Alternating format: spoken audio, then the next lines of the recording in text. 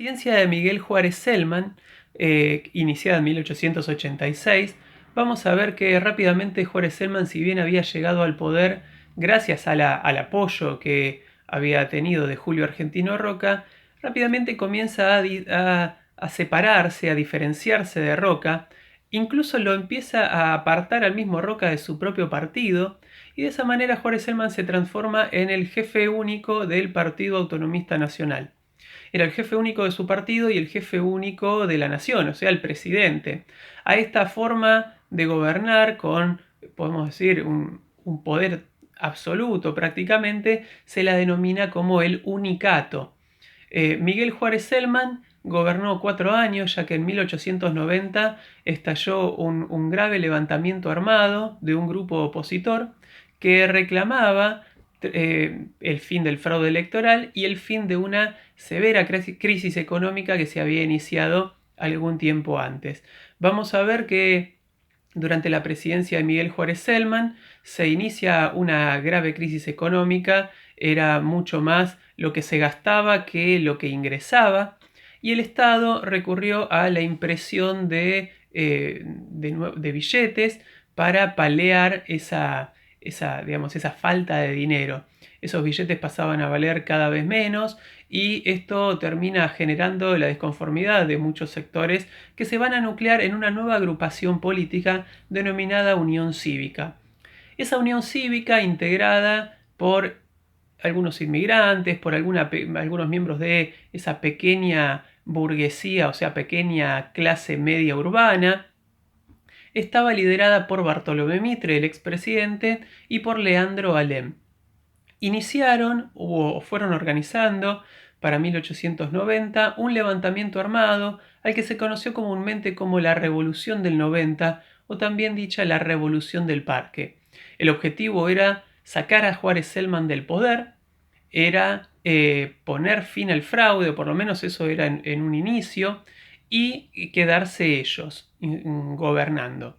Vamos a ver que este intento revolucionario se inicia a mediados de 1890 y a partir de ese momento las batallas entre los miembros de esta nueva agrupación política, Unión Cívica, junto a, o mejor dicho, contra los miembros del ejército que cumplía las órdenes del presidente, se van a ir enfrentando a lo largo de algunas semanas. Cuando podemos decir que en algunos distritos la Unión Cívica estaba imponiéndose, estaba venciendo, Mitre acuerda con el presidente y termina negociando su retiro. Pero eso ocurre un tiempo después. Vamos a ver que antes había, por todas estas presiones internas, Juárez Celman termina renunciando en 1890 y con quien acuerda Mitre es con su vicepresidente. Tras la renuncia de Juárez Celman asumió como asumió como presidente su vice, que era Carlos Pellegrini. Bueno, Mitre termina acordando con Carlos Pellegrini, abandona este levantamiento armado. Pellegrini le había garantizado cargos a él y a parte de algunos miembros de la Unión Cívica en el nuevo gobierno, cosa que después no termina cumpliendo.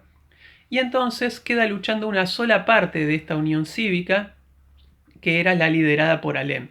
Vamos a ver que es rápidamente reprimida, fuertemente reprimida, y terminan siendo derrotados. Con el tiempo, al año siguiente, esta Unión Cívica se termina dividiendo y podemos decir que para 1891 la Unión Cívica se divide en dos grandes bloques. La Unión Cívica Nacional, liderada por Mitre, va a formar un partido político, partido que después se termina disolviendo al poco tiempo, y la Unión Cívica Radical, creada y liderada por Leandro Alem y por su sobrino Hipólito Yrigoyen. Van a seguir con la estrategia en años siguientes de intentar poner fin al fraude a través de levantamientos armados y con el tiempo se van a constituir en uno de los primeros partidos políticos modernos. ¿Qué quiere decir esto? Que van a ser uno de los primeros partidos políticos con una sede o comité en cada distrito o en cada localidad con el objetivo de ir teniendo afiliados que se vayan sumando a las fuerzas de estos intentos revolucionarios para llegar al poder y para poner fin al fraude. Vamos a ver que luego de algunos años y de varias luchas se transforman bien en un partido político y cuando se permite el voto universal, secreto y obligatorio, poniendo fin al fraude a partir de 1916, esta Unión Cívica Radical participa por primera vez en esas elecciones limpias y triunfa, llegando de esa manera a la presidencia en 1916. No era el único partido político que existía durante estos años del modelo agroexportador, también se va a ir formando el Partido Socialista. Vamos a ver que mayormente este partido integraba a algunos miembros, obviamente, de esa clase baja y clase media urbana, pero también a muchos inmigrantes que habían conocido el socialismo en Europa.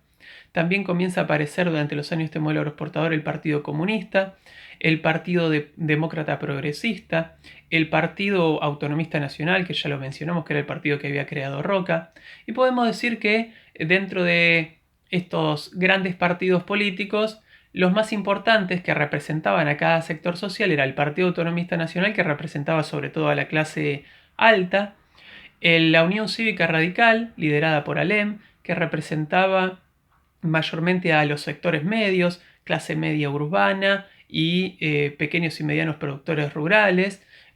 Vamos a ver que el Partido Socialista, creado en 1896 por Juan B. Justo, representaba más que nada a las clases bajas y a los recién llegados inmigrantes, y de esa manera podemos decir que estos eran los tres partidos mayoritarios de finales del siglo XIX en nuestro país.